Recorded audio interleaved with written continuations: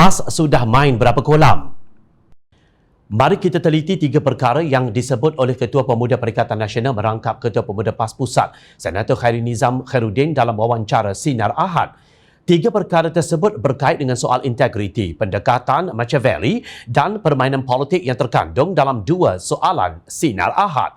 Ketika ditanya oleh Sinar Ahad bagaimana YB melihat perbezaan perjuangan PAS pada masa lalu dan sekarang, beliau menjawab, yang saya lihat uniknya PAS ini adalah ia konsisten dari sudut dasar dan prinsip yang berubah dari sudut kepimpinan, cara berpolitik, tetapi dari sudut dasar tetap sama iaitu Islam. Sebab itu bila kita mengambil dasar politik Islam, ia bercerita mengenai prinsip integriti. Islam ini bercerita tentang pertimbangan dosa dan pahala. Sebab itu PAS secara konsisten dilihat parti yang tidak dikaitkan dengan rasuah. Bila kita ada integriti, kita nak ambil duit sedikit pun walaupun 10 sen, walaupun RM1, kita tahu Allah ada.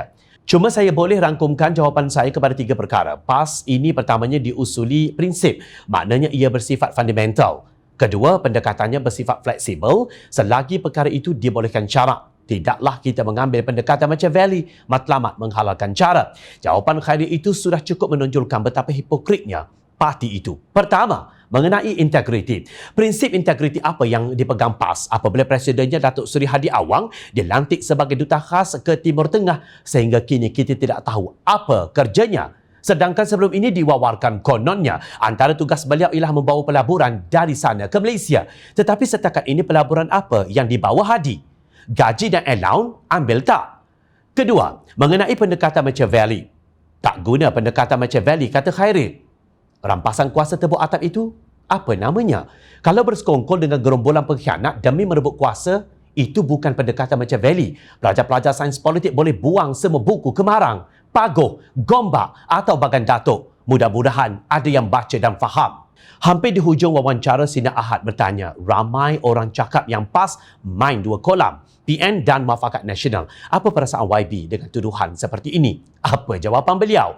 Dahulu saya jawab secara teknikal. Sekarang kalau main 10 kolam sekalipun demi penyatuan ummah, saya akan buat. Penyatuan ummah bukan hak eksklusif PAS dan UMNO. Ia juga melibatkan NGO, NGI serta parti-parti bukan Islam yang tidak ekstrim. Kalau selepas ini saya bekerjasama dengan MCA macam mana? Kalau saya jumpa pula dengan NGO Muslim yang kuat, satu kolam lagi, kita dah jelas bagi tahu ini bukan lagi hak milik UMNO dan PAS. Ini adalah hak milik orang Islam dan orang bukan Islam yang tidak ekstrim yang mahukan kepada penyatuan rakyat, ujarnya. Kelakar, memang kelakar. PAS memang sudah bekerjasama dengan parti ekstrim iaitu Gerakan yang pernah memfailkan saman terhadap negeri Kelantan berhubung hudud. PAS juga sudah bekerjasama dengan MCA kerana menerima keberadaan ahli parlimen dari parti itu iaitu Presidennya Datuk Seri Wee Ka Siong dalam Kabinet XXXL Tan Sri Muhyiddin Yassin. Bukti PAS terima ialah PAS membisu apabila Ka Siong berkata, saya tidak mahu dengar selepas ini orang kata ini kerajaan Melayu Islam. Dalam keadaan yang kabur dari segi integriti, pendekatan politik Machiavelli dan permainan 10 kolamnya, PAS dalam jenama Perikatan Nasional masih dengan tidak tahu malunya menawarkan kerajaan integriti, berkebajikan dan prihatin.